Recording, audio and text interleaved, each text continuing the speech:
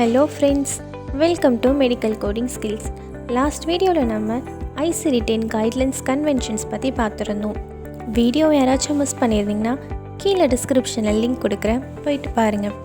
அதோட கண்டினியூட்டியாக மற்ற கைட்லைன்ஸ் என்னென்னு பார்க்கலாம். 9th one, Other and Unspecified Code.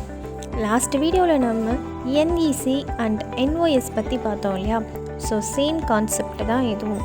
Other quotes அப்படின்னா பேஷண்ட் சார்ட்டில் டயக்னோசிஸ் கோட் ஐடென்டிஃபை பண்ணுறதுக்கான எல்லா இன்ஃபர்மேஷனும் இருக்கும். ஆனால் ஆல்ஃபபெட்டிக் இண்டெக்ஸ்லேயும் டேப்லர் லிஸ்ட்லேயும் அதுக்கு உண்டான ஸ்பெசிஃபிக்கான கோடு இருக்காது.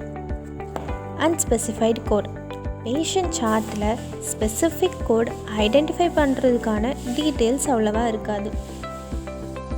அதர் அண்ட் அன்ஸ்பெசிஃபைட் கோட் ரெண்டும் பேஸ் பண்ணி ஒரு எக்ஸாம்பிள் பார்க்கலாம். அட்டாபிக் டெர்மடைட்டிஸ், அதுக்கு அண்டரில் அதர் அட்டாபிக் டெர்மடைட்டிஸ், அதோட ரிலேட்டட் டைப்ஸ் எல்லாமே இருக்குது. ஃப்ளக்சுரல் எக்ஸிமா, இன்ட்ரின்சிக் எக்ஸிமா, அதோட ரிலேட்டட் டைப்ஸ் இருக்குது. இப்போது பேஷண்ட் டாக்குமெண்ட்டில் இதில் இல்லாத ஒரு ரிலேட்டட் டைப் ஐடென்டிஃபை பண்ணுறோம். ஸோ அதுக்கு உண்டான ஸ்பெசிஃபிக் கோட் இல்லை. அதனால் L20.89 அதர் அட்டாபிக் டெர்மடைட்டிஸை சூஸ் பண்ணுறோம். இதுதான் other specific code. Next, unspecific code அப்படின்னா பேஷண்ட் டாக்குமெண்ட்டில் ரிலேட்டட் டைப்ஸ் என்னன்னு சொல்லாமல் வெறும் அட்டாபிக் டெர்மடைட்டிஸ்னு மென்ஷன் பண்ணியிருக்காங்க. ஸோ அன்ஸ்பெசிஃபைடு அட்டாபிக் டெர்மடைட்டிஸ் எடுக்கிறோம். Next one includes notes.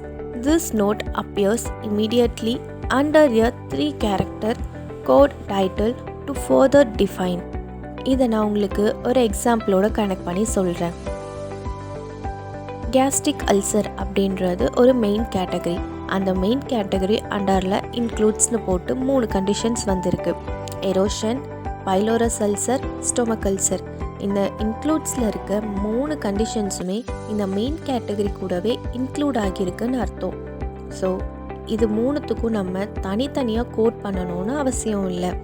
இந்த மாதிரி ஒரு கண்டிஷன்ஸ் இல்லை 3-4 கண்டிஷன்ஸ் இருந்தாலுமே எல்லாமே மெயின் கேட்டகரி கூடவே உள்ளடங்கி இருக்குன்னு அர்த்தம்.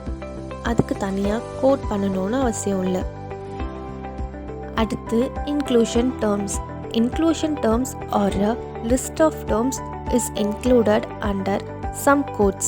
These terms are the conditions for which that code is to be used. இதுவுமே inclusion notes மாதிரி தாங்க. இன்க்ளூட்ஸ்க்கு அடியில் எத்தனை கோட் வந்திருந்தாலுமே அது எல்லாமே மெயின் கேட்டகரி கூடவே இன்க்ளூட் ஆகி வரும். அதுக்கு தனித்தனியாக கோட் பண்ணணும்னு அவசியம் இல்லை. Next one, exclude one. Exclude one means not coded here. The 2 conditions cannot be reported together. It is unacceptable to use both the code and exclude one code together. இதில் என்ன சொல்கிறாங்கன்னா, ஒரு மெயின் கேட்டகரி அடியில் exclude one போட்டு ஒரு condition அப்படி இல்லைன்னா 3 இல்லை 4 கண்டிஷன்ஸ் கூட போட்டிருக்கும். அது எல்லாமே மெயின் கேட்டகரி கூட இன்க்ளூட் பண்ணக்கூடாது. அது எல்லாத்துக்கும் செப்பரேட் கோட் இருக்கும். ஸோ அதுக்கு உண்டான செப்பரேட் கோட் தான் ஐடென்டிஃபை பண்ணி போடணும். அடுத்ததாக excludes 2. A type exclude 2 note represents not included here. An exclude 2 notes indicates that the condition excluded is not part of the condition represented by code, but patient may have both conditions at the same time. இதில் என்ன சொல்கிறாங்கன்னா, excludes 2ன்றது totally opposite to excludes 1. ஒரு main category கோடும் excludes 2ல் இருக்க கோடும் ஒரே டைமில் யூஸ் பண்ணலாம். எப்போனா ஒரு பேஷண்ட்க்கு சேம் ரிலேட்டட் கண்டிஷன்ஸ் இருக்கும்போது மெயின் கேட்டகரி கோடும் எக்ஸ்க்ளூட் 2 கோடும் யூஸ் பண்ணலாம். இப்போது ஒரு எக்ஸாம்பிளோடு சேர்த்து சொல்கிறேன், இன்னுமே உங்களுக்கு அண்டர்ஸ்டாண்ட் பண்ணிக்க ஈஸியாக இருக்கும். I10 எசென்ஷியல் ஹைப்பர்டென்ஷன், அதுக்கு அண்டரில் இன்க்ளூட்ஸ் நோட்ஸ் இருக்குது. ஹை பிளட் ப்ரெஷர், ஹைப்பர்டென்ஷன், இது 2 இன்க்ளூட்ஸ் கண்டிஷன்ஸுமே I10 கேட்டகரி கூட தான் வரும். இதுக்கு தனியாக கோட் பண்ணக்கூடாது. So high blood pressure and hypertension இது ரெண்டுமே I10 கேட்டகரியில் தான் வரும். அதுக்கு அண்டரில் எக்ஸ்க்ளூட் 1 இருக்குது. Hypertensive disease complicating pregnancy, child and puerperium. இதுக்கு உண்டான கோட் எல்லாமே நம்ம செப்பரேட்டாக தான் பண்ணணும். இது எதுவுமே I10 கேட்டகரி கூட கோட் பண்ணக்கூடாது. Next exclude 2. அதில் essential hypertensive involving vessels of brain and eye. இந்த கேட்டகரி எல்லாமே ஒரு பேஷண்ட்ஸ்க்கு இருந்துச்சு அப்படின்னா அது எசென்ஷியல் ஹைப்பர் டென்ஷன் I10 கூட சேர்த்தே கோட் பண்ணலாம். 13. etiology and manifestation convention. அதில் first one code first. The code first notes hint that 2 codes may be needed. The code first notes is an instructional note. This instructional notes indicate proper sequencing order of the codes, etiology followed by manifestation. Code first என்றத main category அண்டரில் கொடுத்துருப்பாங்க. அதில் நிறைய கண்டிஷன்ஸோடும் கொடுத்துருப்பாங்க, R 1 or 2 conditions இருக்கிற மாதிரியும் கொடுத்துருப்பாங்க. அதுக்கு என்ன மீனிங்னா, நம்ம கோட் ஃபர்ஸ்ட் அப்படின்னு பார்த்த உடனே அதில் என்ன கண்டிஷன்ஸ் இருக்கோ அதுக்கு ஃபர்ஸ்ட் நம்ம கோட் பண்ணணும். அதுக்கப்புறம் தான் அதுக்கு மேலே இருக்க மெயின் கேட்டகரி கோடை நம்ம கோட் பண்ணணும். ஃபார் எக்ஸாம்பிள், ஹார்ட் ஃபெயிலியரோட கோட் வந்து I50.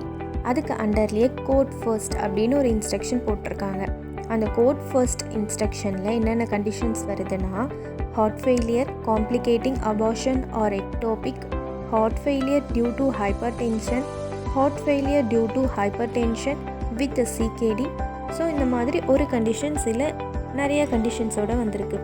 நம்ம ஃபஸ்ட்டு இதுக்கு ரிலேட்டடான கண்டிஷன்ஸ்க்கு தான் நம்ம கோட் பண்ணணும்.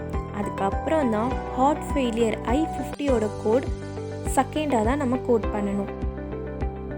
ஏன் நம்ம இந்த மாதிரி கோட் ஃபர்ஸ்ட் அப்படின்னு இருக்க கண்டிஷன்ஸை கோட்டில் நம்ம ஃபர்ஸ்ட் போட்டுறோம் அப்படின்னா, எப்போவுமே நம்மளோட கோட் வந்து ஒரு ப்ராப்பர் சீக்வென்சஸில் தான் இருக்கணும்.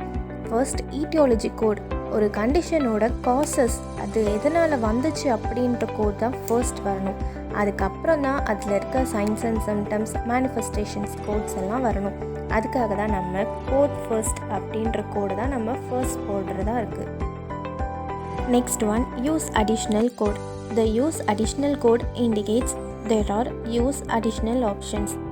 இப்போ நம்ம ஒரு பர்டிகுலர் கண்டிஷன்ஸ்க்கு கோட் பண்ணுறோம் அப்படின்னா அதுக்கு இன்னொரு கோடும் நீடட் இருந்துச்சுன்னா இந்த ஆப்ஷன்ஸில் இருக்க கோடை நம்ம ப்ராப்பர் சீக்வென்ஸ் பண்ணி எடுக்கணும்.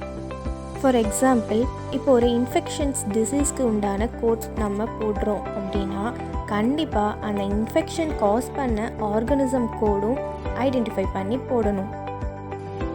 இந்த எக்ஸாம்பிளில் அக்யூட் மயோகார்டியல் இன்ஃப்ராக்ஷன், அதுக்கு அண்டர்லேயே யூஸ் அடிஷ்னல் கோட்னு போட்டிருக்காங்க. Exposure to environment to smoke, history of tobacco dependence, occupational exposure, tobacco use, இந்த மாதிரி 3லிருந்து 4 கோட் வரைக்குமே கூட போட்டிருப்பாங்க. நமக்கு இப்போது அக்யூட் எம்ஐ போட்டதுக்கப்புறம் ஒரு கோட் நீடட் இருந்துச்சு, நம்ம அதை ஐடென்டிஃபை பண்ணணும் அப்படின்னா இதுக்கு அண்டரில் வர கோடை தான் நம்ம சூஸ் பண்ணி ஐடென்டிஃபை பண்ணணும். அடுத்ததாக, in disease classified elsewhere, this codes are never permitted to be used as first listed or principal diagnosis. அப்படின்னா இந்த disease classified elsewhere related code நீங்கள் போட போகிறீங்கன்னா எப்போவுமே 2 கோடு இருக்கணும். அண்ட் எப்போவுமே இந்த ரிலேட்டட் கோட்ஸ் எல்லாமே செகண்டரி கோடாக தான் நீங்கள் போடணும். இது வந்து பிரின்சிபல் டயக்னோசிஸ் கோட்டில் போடக்கூடாது. நம்ம கோட் போடுறதுலேயே பிரின்சிபல் டயக்னோசிஸ், செகண்டரி டயக்னோசிஸ்னு இருக்கும். பிரின்சிபல் டயக்னோசிஸ் அப்படின்றது தான் மெயின். அதில் வந்து ஒரு கண்டிஷன்ஸ் நீங்கள் போடுறீங்கன்னா அந்த கண்டிஷன்ஸ் ப்ரைமரி டயக்னோசிஸில் வரும். அது ரிலேட்டடான மேனிஃபெஸ்டேஷன்ஸ் எல்லாமே செகண்டரி கோடாக தான் வரும். இந்த டிசீஸ் கிளாசிஃபைட் எல்ஸ்வேரில் அப்படி தான்.